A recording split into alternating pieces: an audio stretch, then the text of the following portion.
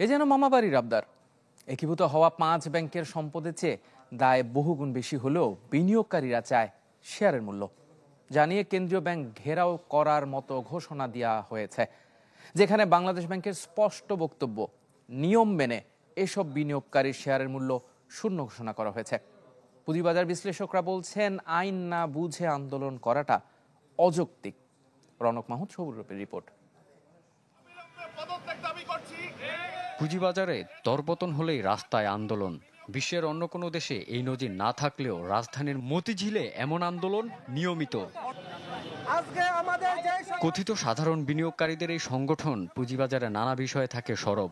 তাদের এবারের আন্দোলন একীভূত হওয়া ব্যাংকগুলোকে শেয়ার মূল্য শূন্যের প্রতিবাদে। এই প্রতিষ্ঠানগুলোর সম্পদের চেয়ে দায় বহুগুণ বেশি। তারপরেও মামাবাড়ির আবদারের ন্যায় ক্ষতিপূরণ চায় লোকসানের। হুমকি বাংলাদেশ ব্যাংক ঘেরাওয়ের।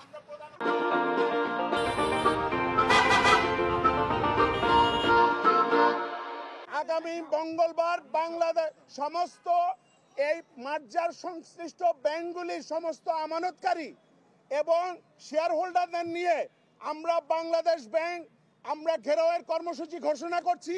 আজকে আপনি আমার এই যে এক্সিম ব্যাংক, SIPL এগুলিকে আপনি ট্রেড বন্ধ করে দিলেন, এই এখতিয়ার আপনার আছে, কিন্তু এটা কেন আপনার এখন কেন আপনাকে নিতে হবে? পুঁজিবাজার বিনিয়োগে কোম্পানির আর্থিক অবস্থা বিবেচনা নিয়ে, অর্থাৎ জেনে বুঝে বিনিয়োগকারীকেই সিদ্ধান্ত নিতে হয় শেয়ার ক্রয় বিক্রয়ের। এতে শেয়ারের মূল্য বাড়লে মুনাফা আর কমলে গুনতে হয় লোকসান। এই বিশ্লেষকরা বলছেন, আইন না বুঝে এমন আন্দোলন অযৌক্তিক। আবেগের ক্ষেত্রে আমার অনেক টাকা ক্ষতি হয়েছে, আমি যে কোনো জায়গায় যেতে পারি, যে কাউকে ধরতে পারি, আমি যদি ভিকটিম হিসাবে চিন্তা করি।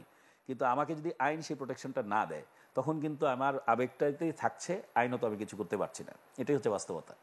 উন্নত দেশে পুঁজিবাজার নিয়ে এই ধরনের আন্দোলন হলে উল্টো আন্দোলনকারীদের বিরুদ্ধে আইনি ব্যবস্থা নেওয়া হতো বলেও মনে করেন তিনি। যারা এগুলোর উপর ভিত্তি করে নিজেরা মনে করে যে আন্দোলনে নামবে, এতে নামবে, তাকে আগে যৌক্তিকভাবে আইনি ভিত্তি, আইনি কাঠামোটা দেখে নিতে হবে। এবং না দেখলে কি হবে, ধরেন দিন শেষে কিন্তু তাকে তার জায়গায় ফেরত যেতে হবে। পরিশ্রমও সে করেছে, ক্ষতিগ্রস্ত হয়েছে, কিন্তু প্রাপ্তির জায়গায় কিছুই থাকবে না। তাই সচেতনতার বিকল্প নাই।